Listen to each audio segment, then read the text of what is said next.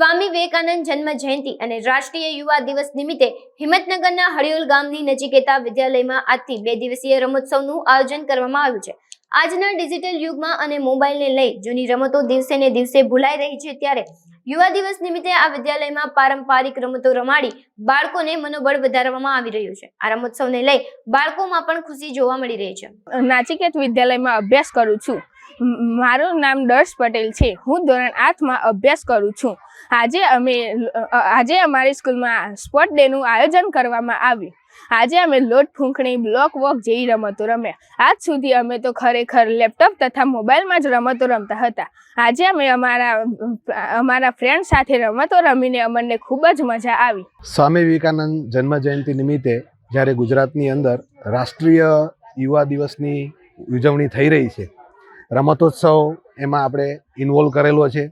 હાલ જે અમારી સ્કૂલની અંદર નાચિકેત વિદ્યાલય હડિયોલમાં બાળકો આજે શારીરિક રમતો રમવા માટે પ્રેરાય તે માટે કરીને, અને બીજું મહત્ત્વની વાત એ છે કે હાલ બાળકો જે લેપટોપ અથવા તો મોબાઈલની અંદર જે ગેમ રમે છે, તેના કરતાં મેદાનમાં આવીને પોતાની રીતે શારીરિક થોડી કસરત પણ થાય અને એ ગેમ રમે એના માટે કરીને આયોજન કરેલું છે।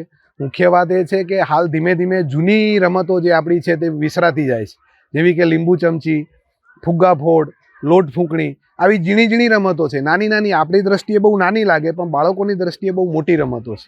તે ગ્રાઉન્ડની અંદર રમે, સમૂહની અંદર જે રમત રમે એમાં કોઈક વિદ્યાર્થીને હાર પચાવવાની આવે, કોઈકને જીત પચાવવાની આવે, એટલે આ બંને હાર અને જીત પચાવવાની જે એની જે છે તે પણ અહીંયા કેળવાય છે।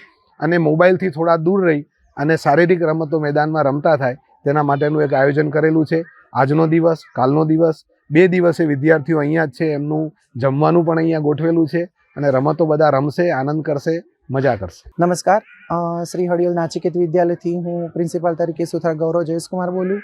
આજે શ્રી સ્વામી વિવેકાનંદ જન્મ જયંતિ નિમિત્તે મારી સ્કૂલની અંદર 2 દિવસનું સ્પોર્ટ ડેનું આયોજન કરેલું છે, જેની અંદર ટોટલી સ્ટાફ પછી વિદ્યાર્થી મિત્રોની સાથે રહી અને અલગ અલગ પ્રકારની ઘણી એવી રમતો રમી અને બાળકોની અંદર જે જૂનવાણી રમતો છે એને જાગૃત કરી અને મોબાઈલની અંદર જે છોકરાઓ અત્યારે વળી રહ્યા છે તે તરફ એમને સ્પેશિયલી ઉદ્દેશ રહે કે મોબાઈલ ન લેવો અને ગેમ છે જેવી કે બ્લોક વોક છે, વોટર પાસ છે, દડામાર, ખોખો, કબડ્ડી, સંગીત ખુરશી, એમ કરીને અનેક રમતો રમાડી અને છોકરાઓની મોબાઈલ પ્રત્યેનું ધ્યાન ન રહે તે પ્રત્યે એમને શારીરિક માનસિક રીતે રમત રમી અને પોતે પોતાના મિત્રો સાથે રહી અને ટીમને જીતાડી અને પોતે ઉત્સાહ જાગૃત કરે છે।